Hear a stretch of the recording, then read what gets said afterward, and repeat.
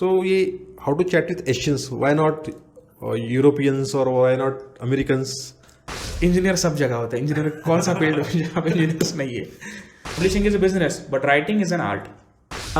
तिरंगा विश्व में उत्तर हूँ नहीं कोई प्रश्न में, गर्व मुझ पर कर सकते हो तो फिर ना क्यों कहते हो बाबा, ना क्यों कहते हो।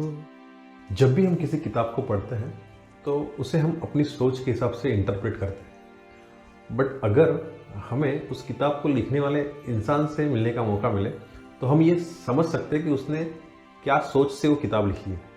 तो इसी थॉट को आगे बढ़ाते हुए हमने आज के शो में क्रिप्टो गर्ल्स इस किताब के लेखक को आमंत्रित किया है, जिनका नाम है नील माधव कल्याण। वो एक फिल्म निर्माता है एंड बडिंग ऑथर है, जिनकी ये पहली किताब है crypto girls how to chat with Asians, and इसके सीरीज आने वाली है 1, 2, 3। तो उसका पहला वॉल्यूम बिजी बीज।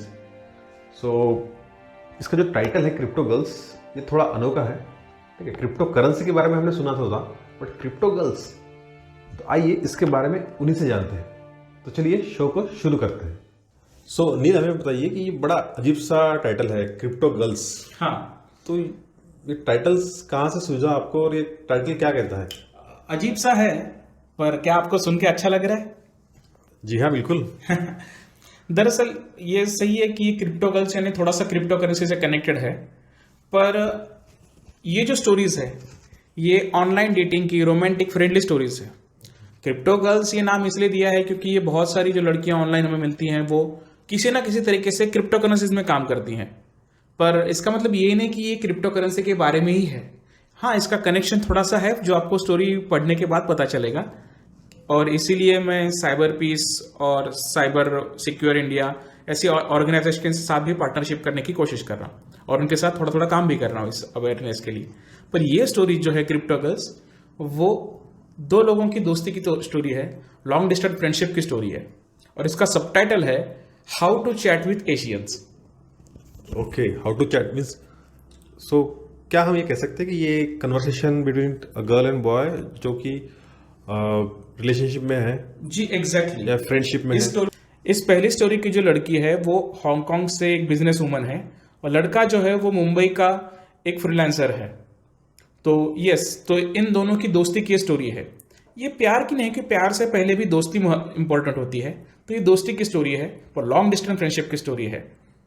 ओके, सो आपने कहा कि पहली स्टोरी, तो क्या और भी स्टोरीज, मतलब नंबर ऑफ स्टोरीज है इसमें, या फिर और भी कुछ क्या बताना ये इस सीरीज में इस सीरीज की पहली किताब है। इसके बाद इस सीरीज में और 2 किताबें और एक चौथी किताब भी हमारे प्लान्ड है, इसलिए इसका नाम है how to chat with Asians volume 1। उसके बाद वॉल्यूम 2 आएगा, वॉल्यूम 3 और वॉल्यूम 4, हर महीने एक। तो 4 किताबों की सीरीज होने वाली है क्रिप्टो गर्ल्स। ओह गॉड, सो ये सारा जो कंटेंट है ये आपने अभी लिखा है या बहुत दिनों से प्लान कर? बिकॉज 1, 2, 3 कंटिन्यूस आपकी किताब आने वाली है, सो इट्स बहुत मेहनत लगती है इतना सब लिखने के लिए। पहली किताब मैंने 2020-21 में लिखी है, पहली जो स्टोरी है। दूसरी तीसरी इस साल लिखी है, और 4th स्टोरी जो है वो अभी लिखना उसका काम शुरू है। उसका अभी स्ट्रक्चर पूरा नहीं हुआ, पर पहली ये दोनों तीनों किताबों का काम होने के बाद उस पर फिर से फोकस कर पाऊंगा। ओके, सो क्योंकि मैं भी कुछ लिखता हूँ तो because writing as skill time लगता है। यस। सो जैसे आपने बताया कि ऑलरेडी आपका इतना सारा कंटेंट लिख के हो चुका है, सो क्या आप मतलब बचपन से ही या फिर पहले से ही आपको एम था कि आपको कुछ लिखना है, या फिर कैसे आपको ये लेखक बनने का जज्बा चढ़ा?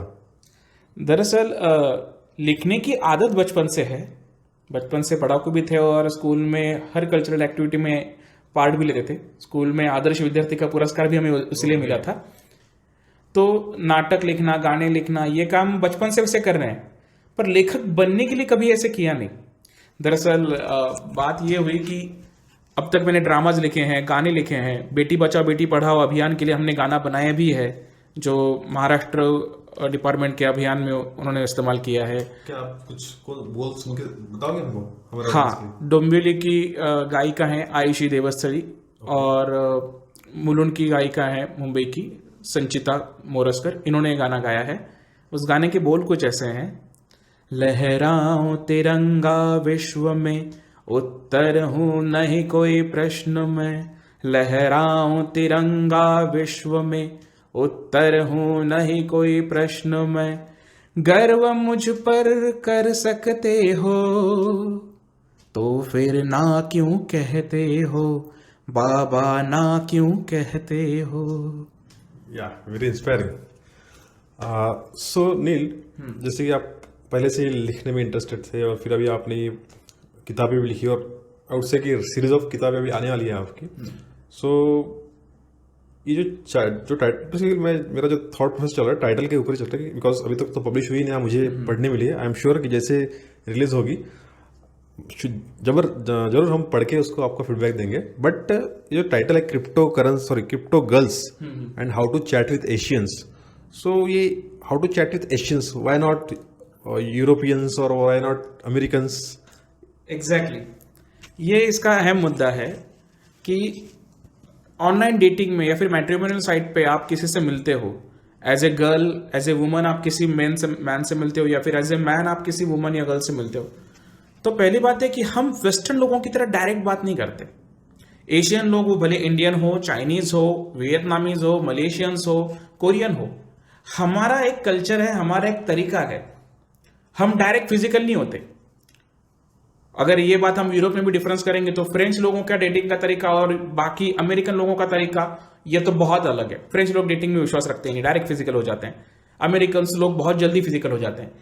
हमारे इसमें अगर हम ऐसा करेंगे तो रिश्ता टूट जाएगा बनने से पहले ही।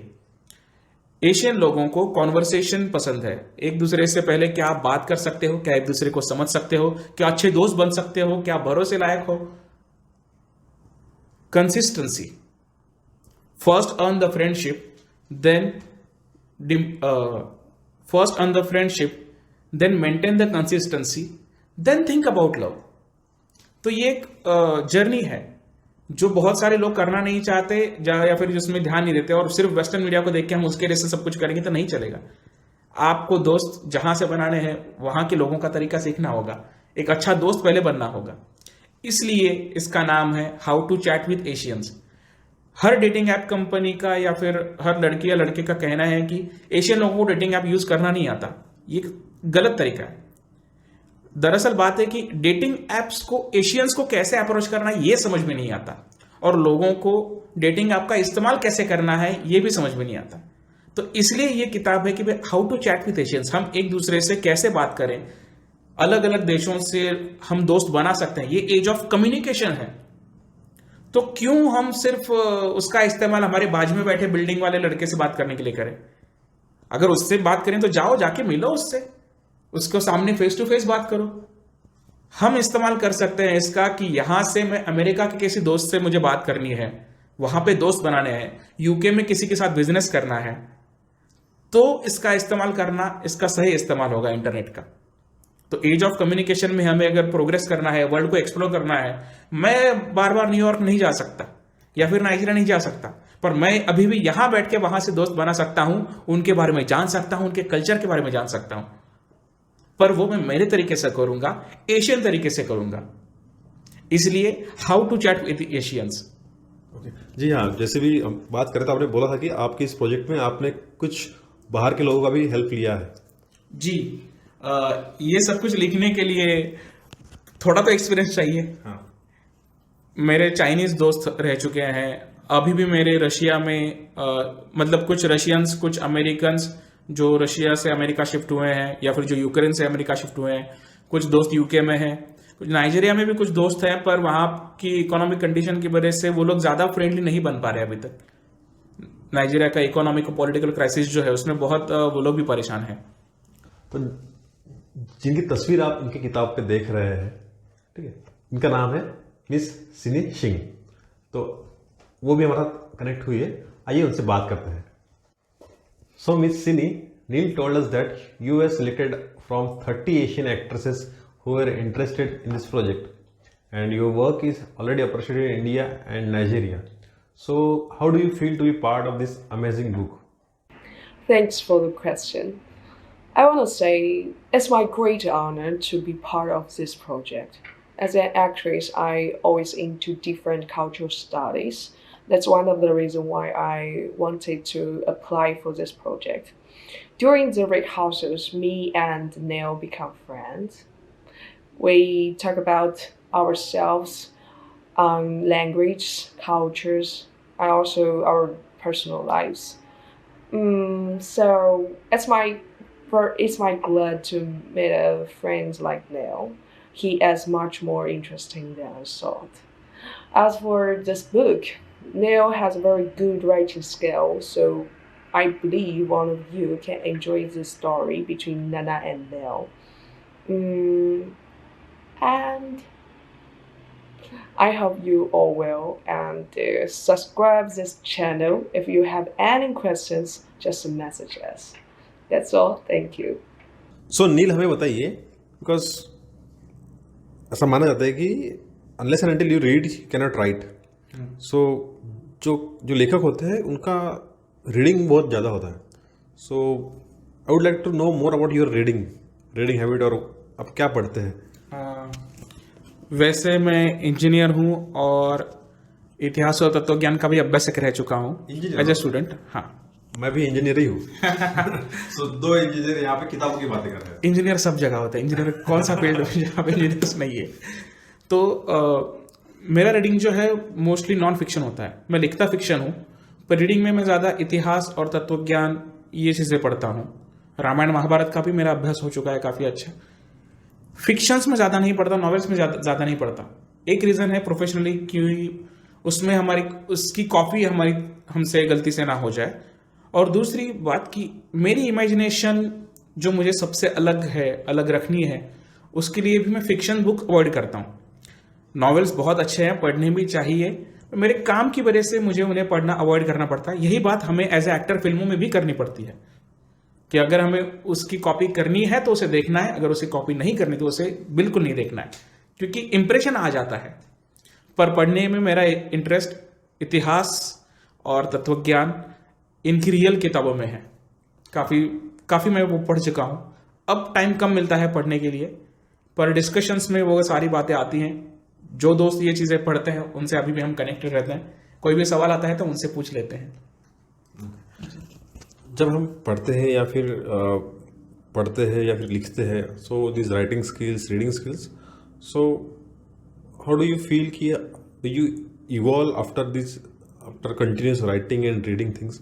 बिकॉज आई बिलीव कि मेरा ऐसा मानना है कि जब हम किताबों को पढ़ते हैं तो हम दूसरों की लाइफ को समझते हैं, उनकी लाइफ एक्सपीरियंस को जीते हैं, and then we evolve as a person. So आपका क्या कहना है इस बारे में. व्हाइट हेड नाम का एक फिलोसोफर है, हमारे टीचर कहते थे कि उसका कोटेशन है, writing makes a man perfect. आप सोचते हो तो रैंडम होता है, बहुत सारे थॉट्स आपके पास होते हैं, पर जब आप लिखने लगते हो तो आपको आपकी आइडियाज को कंसाइज तरीके से उससे परफेक्ट करना पड़ता है. इसलिए राइटिंग मेक्स मैन परफेक्ट. अब इसके डेवलपमेंट की बात अगर करेंगे तो मेरा अभ्यास अगर मैं फिक्शन बुक से नहीं करता तो मैं कहीं और से करता हूँ. मैं कलाकार भी हूँ, इसलिए हम लोगों को देखते हैं, उनके चलने का तरीका, उनके बोलने का तरीका, उनकी भावनाएं, हम लोगों के चेहरे पढ़ते हैं, हम उनके शब्द पढ़ते हैं, हम उनकी आवाज़ सुनते हैं. ये हमारा तरीका है. तो लेखक और कलाकार ये दोनों चीज़ें होने की वजह से मैं लोगों का अभ्यास उनमें जाके करता हूँ, उनको देख के करता हूँ, उनको समझ के करता हूँ. और वही चीज़ें धीरे धीरे अगर मेरी कहानी से कनेक्टेड है तो उस कहानी में भी उनका रोपण करने की, उन्हें बुनने की कोशिश करता हूँ. सो नील, अभी आपकी किताब आने वाली है, so maybe we can expect in 1 month, next 1 month? By the end of this month, I'm expecting it at 25th November. Okay. Depends on the publisher's work and how many corrections we get in the edit. Okay. But expected date is 25th November on Amazon. So now, और आपके पास continuous lineup है, and we will become author of more than 3 to 4 books in within 6 months. Yes. So आप आगे की life किस तरह देखते हैं as a author, and what it will change in your life. आपकी लाइफ में क्या बदलाव आएगा इसके बाद? एक्चुअली मैंने YouTube पे रिसेंटली एक वीडियो रखा है छोटा सा, कि उसमें मैंने कहा है कि मेरे अगले 2 साल के लिए क्या प्लानिंग है. पहले तो ये 4 किताबें मुझे करनी है हर महीने एक, और उसके बाद अगले 2 साल में मुझे एक बहुत ही क्रेजी वेब सीरीज शुरू करनी है, जो जिसमें ड्रामा होगा, गाने होंगे, फिलॉसफी होगी, एक्शन होगी, ऐसी बहुत सारी चीज़ें। तो वो वेब सीरीज मुझे 2 साल के बाद शुरू करनी है, जिसके लिए शायद मुझे सभी प्रेक्षकों की सहायता भी लगेगी। पर इन किताबों से मैं करियर खड़ा करूंगा ऐसी बात नहीं है, क्योंकि पुस्तक प्रॉफिट के लिए नहीं होती। आपको किताब पब्लिश करनी है, पुस्तक लिखनी है, तो इसलिए लिखो ताकि आपको लिखना है, और इसलिए पब्लिश करो कि उसमें ऐसी कुछ चीजें हैं, ऐसी कुछ आइडियाज हैं जो लोगों तक पहुंचनी चाहिए। आप कहोगे कि किताब से मुझे बहुत सारा प्रॉफिट होगा, किताब लिखने का मेरा बिजनेस शुरू हो जाएगा, तो ये बहुत मुश्किल है। और ये चीज बहुत सारे कॉपी करने वाले कमर्शियल राइटर्स करते हैं शायद, पर मैं नहीं। ओके, सो लास्ट क्वेश्चन कि अभी जो बडिंग ऑथर्स है, जो कुछ लिखना चाहते हैं बट कर नहीं पा रहे, या फिर उनके मन में इच्छा है एक किताब लिखने की, because I have seen many of people who has aim to be a writer, but वो बोलते हैं यार थोड़ा टाइम नहीं मिलता, या फिर कुछ समझ भी नहीं आ रहा, या कंपाइल नहीं कर पा रहे। तो आप ऐसे लोगों को क्या सुझाव देना चाहेंगे? ऐसे लोगों को पहले सावधान करूंगा। आपको बहुत सारे पब्लिशर देश विदेशों से कांटेक्ट करेंगे कि भाई हम आपको लिखना भी सिखाते हैं और आपको किताब पब्लिश करना भी सिखाते हैं, पर मत करो वैसा। आपको पब्लिशर अगर चुनना है तो आप अलग अलग पब्लिशर्स के वर्कशॉप, सेमिनार्स अटेंड करो, उनके बारे में जानकारी इकट्ठी करो, और फिर डिसाइड करो कि आपको किसके साथ काम करना है। पर लिखने की बात अलग है।